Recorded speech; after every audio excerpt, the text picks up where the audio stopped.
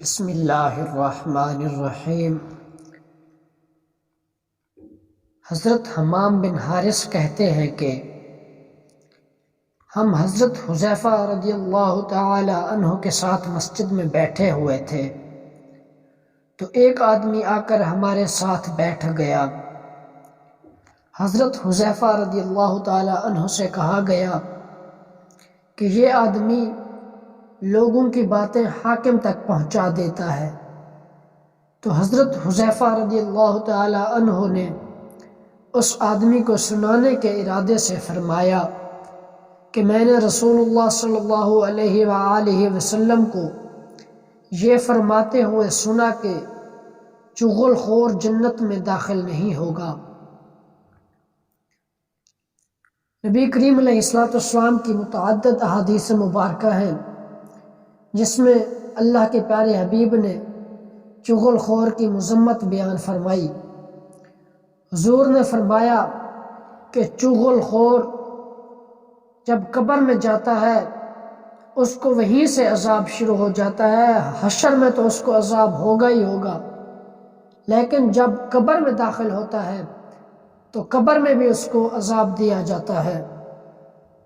اور حضور پاک علیہ السلام کے صحابی حضرت حذیفہ رضی اللہ تعالی عنہ نے جس انداز میں اس شخص کو سنانے کے لیے آپ نے جو انداز اپنایا کہ کسی کی عزت نفس پر بھی حرف نہ آئے، لوگوں نے حضرت حذیفہ کو بتایا کہ یہ بندہ چغلی کرتا ہے، تو آپ نے اس کو مخاطب کر کے نہیں فرمایا، بلکہ آپ رضی اللہ تعالی عنہ نے اس کی بھی اور دیگر لوگوں کی بھی اصلاح کی نیت سے آپ نے ارشاد فرمایا کہ میں نے نبی کریم علیہ السلام سے سنا کہ چغل خور جنت میں داخل نہیں ہوگا۔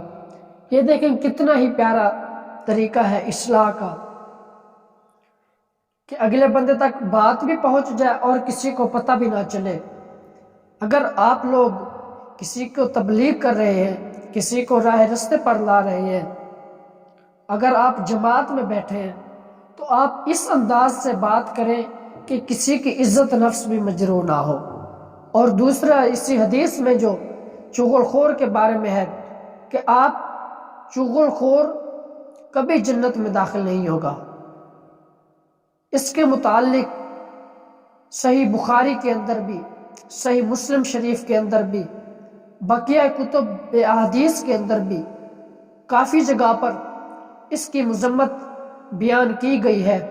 اللہ کے پیارے حبیب علیہ السلام نے ارشاد فرمایا کہ قبر میں جو سب سے زیادہ عذاب ہوگا وہ چغل خوری اور پیشاب کے چھینٹوں سے نہ بچنے کی وجہ سے ہوگا۔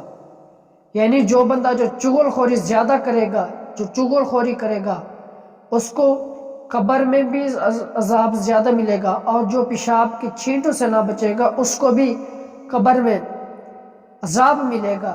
اس حدیث سے ہمارا مقصد چغل خوری کا ہے کہ چغل خوری نہایت ہی قبیح عمل ہے۔ ایک مسلمان کی بات سن کر دوسرے بھائی کو بتانا، دوسرے کے سن کر پہلے کو بتانا، اس طرح کا کام کرنا کہ ان دونوں کے آپس میں ایک دوسرے کے دل میں بغض و حسد پیدا ہو جائے کہ فلاں بندہ میرے بارے میں اس طرح خیال کرتا ہے۔ امام غزالی رحمۃ اللہ علیہ نے احیاء العلوم کے اندر ایک حکایت نقل کی کہ ایک شخص ایک غلام کو کسی کے ہاتھ بیچنے لگا اور بیچتے وقت خریدار سے کہہ دیا کہ اس غلام میں کچھ عیب نہیں ہے مگر یہ چغل خور ہے۔ خریدار نے کہا کہ کچھ مذائقہ نہیں۔ جب خریدار نے اس غلام کو خرید لیا تو غلام نے فساد پھیلایا، اس طرح کہ اپنے آقا کی بیوی سے جا کے کہا کہ تیرا خاوند تجھ سے محبت نہیں رکھتا بلکہ دوسری عورت لانا چاہتا ہے۔ اس کی دوا یہ ہے کہ جب تیرا خاوند سوئے تو اس طرح لے کر اس کی گدی کے بال مونڈنا، اگر ایسا کرو گی تو وہ تجھ سے ہی محبت کرے گا۔ اور اپنے آقا سے جا کے کہا کہ تیری بیوی تجھے ذبح کرنا چاہتی ہے۔ ایک روز اس کا آقا یوں ہی آنکھ بند کر کے لیٹ گیا۔ وہ عورت غلام کے مطابق جس طرح غلام نے اس کو کہا اس طرح لے آئی۔ خاوند نے آنکھ کھول کر دیکھا تو سمجھا کہ واقعی یہ عورت مجھ کو ذبح کرنے آ رہی ہے۔ فی الفور اس نے اس عورت کو قتل کر دیا۔ جب یہ خبر اس عورت کے وارثوں کے پاس پہنچی تو انہوں نے اس آدمی کو مار ڈالا۔ اب دیکھیں کہ چغل خور نے جو بات جا کر بتائی، بیوی کو کہا کہ خاوند تمہارے سے محبت نہیں کرتا، اور خاوند سے کہا کہ بیوی تمہیں ذبح کرے گی۔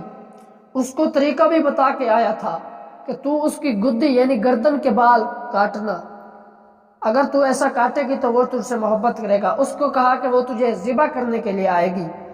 اس طرح اس نے ان دونوں کے ذہنوں میں بات بھر دی ایک دوسرے کے مخالف، اور دونوں اپنی زندگی سے جان دو بیٹھے، ہاتھ دو بیٹھے۔ آج کل فی زمانہ کے اندر معاشرے میں چغل خوری نہایت ہی عام ہوتی جا رہی ہے۔ کسی دوسرے کے سامنے اپنی عزت بڑھانے کے لیے، اپنے آپ کو بڑا دکھانے کے لیے، اپنے مسلمان کی بھائی کی بات سن کر کسی دوسرے مسلمان بھائی کو جا کر بتانا۔ وقتی طور پر تو آپ نے اس کے سامنے اپنی عزت بنا لی، اپنا وقار بنا لیا، لیکن جب اس کے سامنے دونوں آمنے سامنے آئیں گے اور آپس میں ایک دوسرے سے بات کریں گے تو جب وہ ان کے سامنے حقیقت ظاہر ہوگی تو وہ تیرے بارے میں کیا سوچیں گے۔ اس لیے کوشش کرنی چاہیے، کوشش کیا بلکہ میں تو کہوں گا کہ بچنا چاہیے ہر ممکن۔ اللہ رب العالمین ہم سب کو چغل خوری سے محفوظ فرمائے، اور اللہ رب العالمین ہم سب کو آقا کریم علیہ السلام کے فرامین پر عمل کرنے کی توفیق عطا فرمائے۔ آمین ثم آمین، وما علینا الا البلاغ المبین۔